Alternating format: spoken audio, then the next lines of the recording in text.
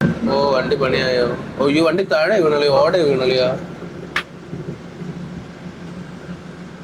അത് ചെറുത്ത് ഇതിന് ഇത്ര ഇടം സൈഡ് പോയത്. വണ്ടി ഒതുക്കി കൊടുത്തേ കേട്ടാ വലിയ ബസ്സിനകത്തും.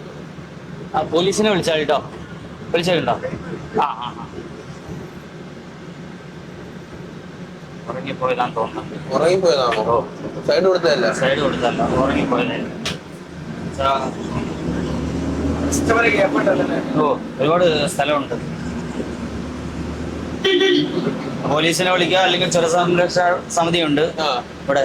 എന്ത് അവര് സംഭവിച്ചാൽ സഹായിക്കും. അതെ, എന്ത് സംഭവിച്ചാലും ഹൈവേ പെട്രോൾ എപ്പോഴും ഇവിടെ അങ്ങോട്ടും ഇങ്ങോട്ടും റോന്ന് ചെന്നാണ്. ഓക്കെ. അവരെടുത്ത് ഈ മൊത്തം മെക്കാനിക്ക്, ആഹാ. അതേപോലെ ക്രെയിൻ സർവീസ്, ആ ഓക്കെ. ആംബുലൻസ് എല്ലാം അവരെടുത്തത് അവരുടെ കീഴിലുണ്ട്. ഓ അതേപോലെ തന്നെ ചുരത്തിന് സംരക്ഷണ സമിതി തന്നെ ഉണ്ട്. ആഹാ. അവരാണ് ഈ ബ്ലോക്ക് കാര്യങ്ങളൊക്കെ ഉണ്ടാകുമ്പോൾ ആ. അവരാണ് നിന്നിട്ട് ക്ലിയർ ചെയ്യുന്നത്. ഓക്കെ. ഏകദേശം ഒരു ഒരു വെട്ടം വന്ന് തുടങ്ങിയിട്ടുണ്ടല്ലേ? അതെ, അതെ. നേരം പുലർച്ചയായി തുടങ്ങിയിട്ടുണ്ട്. ഇപ്പൊ പകല് നേരത്തെ ആയതുകൊണ്ട് ആ പെട്ടെന്ന് വീഴുന്നുണ്ട്. ആ മൂന്നാമത്തെ ഹെയർ പിന്നാണ് വേറെ.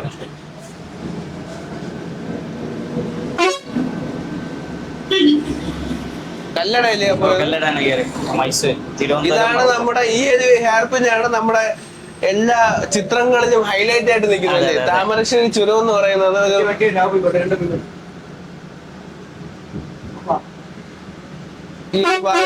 ഈ ഭാഗത്തെ ചിത്രമാണ് എല്ലാരും താമരശ്ശേരി ചുരത്തിന്റെ ചിത്രമായിട്ട് അതെ, അതെ. ഇടുന്നത് അല്ലേ?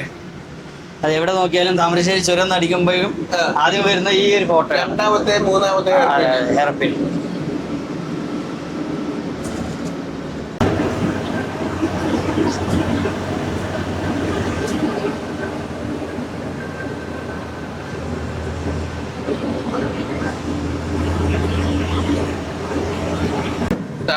Thamarassery KSRTC depot, sub depot Thamarassery.